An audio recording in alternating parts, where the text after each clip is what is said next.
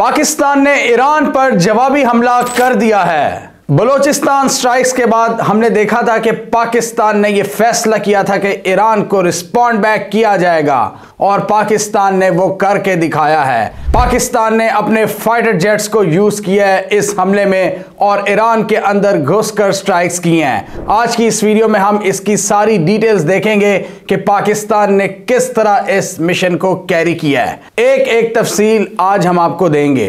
पाकिस्तान ने बुध की सुबह 6 बजे के करीब ईरान के इलाकों में घुसकर बमबारी की है। हम देखेंगे कि पाकिस्तान ने ईरान के अंदर स्ट्राइक्स कैलकुलेटेड की हैं या फिर ऑल आउट वॉर की तरफ गया है।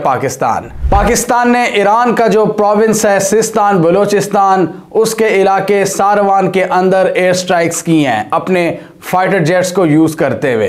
पाकिस्तान के मुताबिक हमने दहशतगर्दों के जो ठिकाने हैं उन पर बमबारी की है। ISPR की स्टेटमेंट के मुताबिक BLA और BLF की जो हाइड आउट्स थी सिस्तान बलोचिस्तान के अंदर, उनको हिट किया गया है ईरान के अंदर। पाकिस्तान ने कहा है कि ये एक इंटेलिजेंस बेस्ड ऑपरेशन था जिसका नाम रखा गया था मर्ग बर सरमचार। पाकिस्तान ने इसका कोड नेम भी फारसी में रखा था। सरमचार का फारसी में मतलब होता है गोरिल्ला फाइटर्स और पाकिस्तान ने यह नाम BLA और BLF के फाइटर्स को दिया था, इसलिए इस ऑपरेशन का नाम हमने रखा था मर्ग बर सरमचार कि उनकी मौत के लिए यह ऑपरेशन किया गया है। ईरान की ऑफिशियल न्यूज एजेंसी ने कंफर्म किया कि इसमें 9 लोगों की हलाकत हुई है। फॉरेन ऑफिस के मुताबिक ये जितने भी लोग मारे गए हैं ये सारे फॉरेन नेशनल्स थे, यानी ईरान भी ये दबे लफ्जों में क्लेम कर रहा है, ये एडमिट कर रहा है कि ये सब दहशतगर्द थे, यानी फॉरेन नेशनल्स जिनका ईरान की सरजमीन से कोई ताल्लुक नहीं था लेकिन फिर भी वो ईरान में पनाह लिए हुए थे और मोस्ट प्रोबेबली इनका ताल्लुक बलोचिस्तान से था, BLA और BLF से था। इससे पहले हमने देखा था कि ईरान ने पाकिस्तान के अंदर स्ट्राइक्स लॉन्च की थी और पंजगूर के करीब इन्होंने कुछ जगहों को हिट किया था जिसमें 2 से 3 लोगों की हलाकत हुई थी। और हमने अपनी इन वीडियोस में देखा था कि किस तरह ईरान ने पूरे रीजन में हमले किए थे, इराक, सीरिया, लेबनान और पाकिस्तान के अंदर। और ईरान ने ये एक कोऑर्डिनेटेड अटैक किया था इस रीजन के मल्टीपल लोकेशंस पर और ईरान ने अपनी चौधराहट दिखाई थी। ईरान ने इसके ज़रिए अमेरिका को भी आंखें दिखाने की कोशिश की और रीजन के आसपास के ममालिक को भी डराने की कोशिश की कि मेरा पलड़ा भारी है और मैं किसी भी वक्त घुसकर तुम्हारे इलाके में हमला कर सकता हूं। ईरान ने इसको एक न्यू नॉर्मल बनाने की कोशिश की जिसको पाकिस्तान ने बर वक्त इसका जवाब दिया है और इसको न्यू नॉर्मल नहीं बनने दिया। पाकिस्तान ने विद इन 24 आवर्स ईरान के उस नैरेटिव को न्यूट्रलाइज कर दिया है। ईरान के मुताबिक हमने पाकिस्तान में जैश-उल-अदल को टारगेट किया था जो कि इजराइल और अमेरिका से पैसे खाते हैं, इसलिए उनको मारना बहुत ज़रूरी था। और ईरान के फॉरेन मिनिस्टर ने भी कहा था कि हमने पाकिस्तान से कोई पंगा नहीं लिया, किसी सिविल या मिलिट्री बंदे को निशाना नहीं बनाया, बल्कि हमने दहशतगर्दों को निशाना बनाया है। हम पाकिस्तान के साथ शाना बशाना चलना चाहते हैं। उन्होंने इस तरह अपने हमलों को जस्टिफाई करने की कोशिश की थी जो कि पाकिस्तान के लिए किसी भी सूरत काबिल कबूल नहीं था। पाकिस्तान ने ईरान के एम्बेसडर को भी निकाल दिया और ईरान से सारे जो डिप्लोमेटिक चैनल्स हैं उनको फिलहाल सस्पेंड कर दिया है। तो यहां पर ISPR की स्टेटमेंट को देखें तो उनके मुताबिक पाक आर्मी ने प्रिसीजन स्ट्राइक्स किए हैं, एक कोऑर्डिनेटेड अटैक किया है, इंटेलिजेंस बेस्ड ऑपरेशन ईरान के अंदर, जहां पर फाइटर जेट्स का इस्तेमाल हुआ है, किलर ड्रोन्स का इस्तेमाल हुआ है, रॉकेट्स का इस्तेमाल हुआ है, guided air to ground munitions, loitering munitions का इस्तेमाल हुआ है, यानी ये जो बॉम्ब्स होते हैं प्रिसीजन बॉम्ब्स और स्टैंड ऑफ वेपन्स। ISPR के मुताबिक इस चीज का ख्याल रखा गया कि कोलैटरल डैमेज कम से कम हो या ना हो। पाकिस्तान ने तकरीबन 7 लोकेशंस को निशाना बनाया है और यहां पर पाकिस्तान ने यही आर्गुमेंट दिया है कि देखें जी, हम तो किसी की टेरिटोरियल इंटेग्रिटी की वायलेशन नहीं करते, हम सबकी सॉवरेंटी की रिस्पेक्ट करते हैं, लेकिन यहां पर ईरान ने चूंकि हमारी सॉवरेंटी की रिस्पेक्ट नहीं की, लिहाजा हमने भी ईरान के अंदर घुसकर हमले किए हैं। ईरान और पाकिस्तान दोनों एक दूसरे को कहते रहते हैं कि जी आप हमारे दहशतगर्द के खिलाफ, जो हमारे खिलाफ हैं, उनके खिलाफ एक्शन लें, और दोनों को एक दूसरे से शिकायत भी थी। दोनों ने जॉइंट मैकेनिज्म, जॉइंट फोर्सेस भी बनाई हुई थी बॉर्डर एरिया पर कि ईरान BLA के खिलाफ ऑपरेशन ले और पाकिस्तान जैश-उल-अदल वगैरह के खिलाफ। लेकिन जब ईरान ने पाकिस्तान की टेरिटोरियल इंटेग्रिटी की रिस्पेक्ट नहीं की तो पाकिस्तान ने भी कहा कि जवाबन हम भी नहीं करेंगे, और जो पुराने मैकेनिज्म बनाए हुए थे ईरान ने अगर उनकी रिस्पेक्ट नहीं की तो फिर हम क्यों करें। पाकिस्तान ने इस हमले में JF-17 थंडर को इस्तेमाल किया है, जो पाकिस्तान ने चाइना के साथ मिलकर बनाए हैं। और हमने देखा है कि इस हवाले से चाइना ने भी पाकिस्तान और ईरान पर जोर दिया है कि आप इस एस्केलेशन को कम करें। F-16 ने कवर प्रोवाइड किया था और इसके साथ ही न्यूली इंडक्टेड J-10C ने भी इनको कवर किया था और बैकअप के तौर पर J-10C पूरी तरह से एक्टिव थे। और ईरान की एयरफोर्स ने पाकिस्तान की एयरफोर्स को इस पूरे मिशन के दौरान चैलेंज नहीं किया और पाकिस्तान के मुताबिक ईरान के किसी भी सिविलियन या मिलिट्री ऑफिशियल को टारगेट नहीं किया गया, जबकि हमने ये ऑपरेशन प्योरली दहशतगर्दों के खिलाफ किया है। पाकिस्तान का यहाँ पर यही मुद्दा है कि हमने ईरान को कई बार इन दहशतगर्दों के ठिकानों के बारे में बताया है, लेकिन ईरान ने एक्शन नहीं लिया और ऑब्वियसली पाकिस्तान ने पहल नहीं की ईरान की टेरिटरी या ईरान की एयर स्पेस की वायलेशन करते हुए। ईरान ने इसकी पहल की है और उसके बाद पाकिस्तान ने जवाबी कार्रवाई की है। और इसमें इंटरेस्टिंग बात यह है कि पहले उन्होंने भी यही बात की है ईरानियंस ने कि हमने दहशतगर्द ग्रुप को टारगेट किया है और पाकिस्तान ने भी यहाँ पर BLA और BLF को टारगेट किया है। और यहाँ पर मैं ये चीज़ स्पेशल मेंशन करना चाहूँगा कि पाकिस्तान ने डेफिनेटली इस अटैक में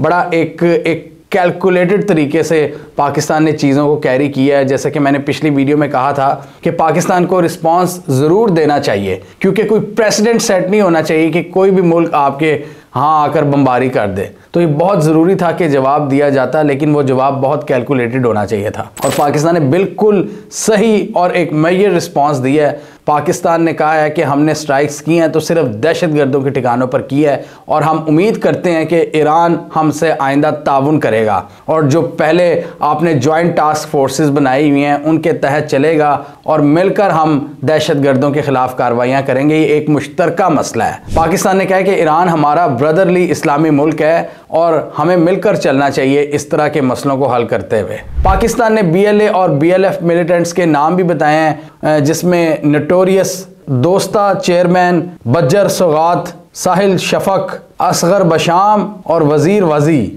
ISPR ने इस हवाले से ये भी कहा है कि पाकिस्तान की आर्म फोर्सेस हर दम तैयार है मुल्क का दिफा करने के लिए और हम अपनी टेरिटोरियल इंटेग्रिटी पर कोई आंच नहीं आने देंगे। हम पाकिस्तान के जो बॉर्डर्स हैं उनकी हिफाजत अच्छी तरह करेंगे। और साथ ही उन्होंने ईरान पर जोर दिया है कि वो डायलॉग और कोऑपरेशन के रास्ते को अपनाएं और ये बहुत अच्छी बात है कि पाकिस्तान ने ये हमला करते हुए भी ईरान को पाकिस्तान बता रहा है कि हमें आइंदा से डायलॉग और कोऑपरेशन के साथ चलना चाहिए, ना कि मामलात को एस्केलेट करना चाहिए, क्योंकि डेफिनेटली मिडल ईस्ट का पूरा महाज इस वक्त गर्म हो रहा है। जो एक सिचुएशन बनी हुई है, तो इस सूरत में पाकिस्तान और ईरान की जो लड़ाई है वो इन दोनों मुल्कों के मफाद में नहीं है। इन दोनों को मिलकर आगे बढ़ना चाहिए, क्योंकि चैलेंजेस और भी बहुत ज़्यादा है। बहुत सी फोर्सेस चाहती हैं कि पाकिस्तान और ईरान आपस में लड़ जाएं, पाकिस्तान और अफ़गानिस्तान आपस में लड़ जाएं। तो ये बहुत ज़रूरी है कि हम मिलकर रीजनल कॉन्फ्लिक्ट्स को हल करें और किसी बड़ी जियोपॉलिटिकल गेम का हिस्सा ना बने, किसी दूसरे के हाथों मत यूज़ हों। और इसलिए यहाँ पर चाइना ने भी कहा है, जोर दिया है ईरान और पाकिस्तान पर कि वो मामलात को ठंडा करें। चाइना तो इस इलाके में डेफिनेटली BRI की वजह से वो चाहता है कि यहाँ पर अमन की एक फ़िज़ा आए। चाइना का जो एजेंडा है वो ज़्यादा इकॉनमी से रिलेटेड है कि इकॉनमी बूम करे, इन्वेस्टमेंट करना चाहता है China. Belt and road initiative, उसने ईरान के साथ भी डील्स की हुई है, पाकिस्तान के साथ भी CPEC है। तो चाइना कभी नहीं चाहेगा कि ये सारे रीजनल ममालिक जिनको चाइना इकट्ठा करने में लगा रहता है वो लड़ पड़ें। चाइना ने ईरान और सऊदी अरेबिया की भी दोस्ती कराई है, तो ये बहुत ज़रूरी है कि ये मुल्क मिलकर चलें। जापान ने भी इस हवाले से तशवीश का इजहार किया है और जोर दिया दोनों ममालिक पर। अब कुछ खबरें आ रही हैं कि ईरान रिटेलिएशन करेगा इस हमले की भी, और जो रेवोल्यूशनरी गार्ड की फोर्सेस हैं वो बैलिस्टिक मिसाइल्स तैनात कर रही हैं इस इलाके में और पाकिस्तान को मज़ीद जवाब दिया जा सकता है। पाकिस्तान में वो मज़ीद एक जस्टिफिकेशन यूज़ करेंगे कि जैश-उल-अदल या अल-कायदा या दाइश, इस तरह की वो मज़ीद कार्रवाई कर सकते हैं ईरानियंस। लेकिन अगर हम कन्वेंशनल वॉरफेयर की बात करें तो यहाँ पर पाकिस्तान को अपर हैंड हासिल है। अगर ईरान की प्रॉक्सीज या ईरान की आउटरीच की बात करें इस रीजन में तो डेफिनेटली ईरान उसमें ज़्यादा तजर्बा रखता है। जैसे कि वो डिफरेंट ग्रुप्स को सपोर्ट करता है, इराक में, सीरिया में, लेबनान में, यमन के अंदर। पाकिस्तान के पास उस तरह की कैपेबिलिटी नहीं है। उस एंगल से ईरान पाकिस्तान को तंग कर सकता है। और यहाँ पर भी पाकिस्तान में भी कुछ तंजीमें हैं ईरान की जो मिलिटेंट ऑर्गेनाइजेशंस हैं, लेकिन अगर कन्वेंशनल कैपेबिलिटी की बात करें, आर्म फोर्सेस की बात करें तो पाकिस्तान का डेफिनेटली एक अपर हैंड है। पाकिस्तान एक न्यूक्लियर पावर भी है, तो ईरान को यहाँ पर ज़रा एहतियात करनी चाहिए कि एक कन्वेंशनल वॉरफेयर के हवाले से पाकिस्तान के साथ चीज़ें ना बढ़ाए। इन दोनों मुल्कों को चाहिए कि सारे मामलात को आपस में मिलजुल कर हल करें और किसी बड़ी गेम का हिस्सा ना बने प्लीज़, ये बहुत ज़रूरी है। आज तो हम शोखी मार सकते हैं कि हमने वहाँ पर ज़्यादा एयर स्ट्राइक्स कर दी, या ईरानियंस कह सकते हैं हमने पाकिस्तान में कर दी। ये पाकिस्तान और इंडिया वाला सीन नहीं है जहाँ पर आप सेलिब्रेट करें। ये कोई कन्वेंशनल एनिमीज़ नहीं है, ये दो इस्लामी ब्रदर ममालिक हैं। इनको आपस में मिलजुल कर बैठना चाहिए और ये देखना चाहिए कि बहुत सी ऐसी कुव्वतें हैं जो इस रीजन में अमन नहीं चाहती, तो उनके हाथों में मत खेलें। इससे हमारा फायदा नहीं होगा, उन्हीं का फायदा होगा डेफिनेटली। कोई और फोर्सेस इनको भड़का रही हैं और ये उस भड़कावे में आ रहे हैं, बिल्कुल ऐसा मत करें। ये ईरान के लिए भी एक पैगाम है कि वो कन्वेंशनल वॉरफेयर में अपने आप को ना इंडल्ज करे पाकिस्तान के साथ। यहाँ पर ईरान को एक और बहुत बड़ी हजीमत का सामना करना पड़ा है कि 1980 की जंग के बाद ये पहला वाक़या है जब किसी मुल्क ने ईरान पर हमला किया इस तरह। ईरान इराक वॉर के बाद ये पहला वाक़या है और इससे ईरान का अपना जो एक इमेज था कि वो एक रीजनल पावर हाउस है, वो भी शैटर हुआ है, वो भी तबाह हुआ है कि जी ईरान बिल्कुल इनविंसिबल है। जैसे कि इजराइल उनके कुछ लोगों को टारगेट करता है, उनके न्यूक्लियर साइंटिस्ट वगैरह को, लेकिन इस तरह घुसकर मतलब एक कन्वेंशनल हथियारों के साथ हमला करना किसी भी मुल्क का ये पहली बार हुआ है 1980 के बाद, और वो पाकिस्तान ने किया है। तो यहाँ पर ईरान ने खुद पाकिस्तान को ये मौका फराहम किया है कि पाकिस्तान ईरान के साथ ये सलूक करे। हमें कमेंट सेक्शन में बताइए आपके ख्याल में आप आने वाले दिनों में पाकिस्तान और ईरान के दरमियान मामलात को कितना बिगड़ता हुआ देख रहे हैं। क्या वो फोर्सेस जो इस इलाके में हमसायों की लड़ाइयाँ चाहती हैं कामयाब हो चुकी हैं, या दोनों ब्रादर ममालिक अपने इख्तलाफात को कम कर लेंगे और मिलजुल कर इस तरह के चीज़ों को हैंडल करेंगे। कमेंट कीजिए। इसके अलावा हमारा यूट्यूब चैनल सब्सक्राइब कर लो, साथ ही वो बेल आइकन भी दबा लें ताकि वो स्टोरीज दुनिया भर से और पाकिस्तान से जिनकी मेन स्ट्रीम मीडिया पर प्रॉपर कवरेज नहीं होती हमारे प्लेटफॉर्म के थ्रू आप तक टाइम पर पहुंच जाएं।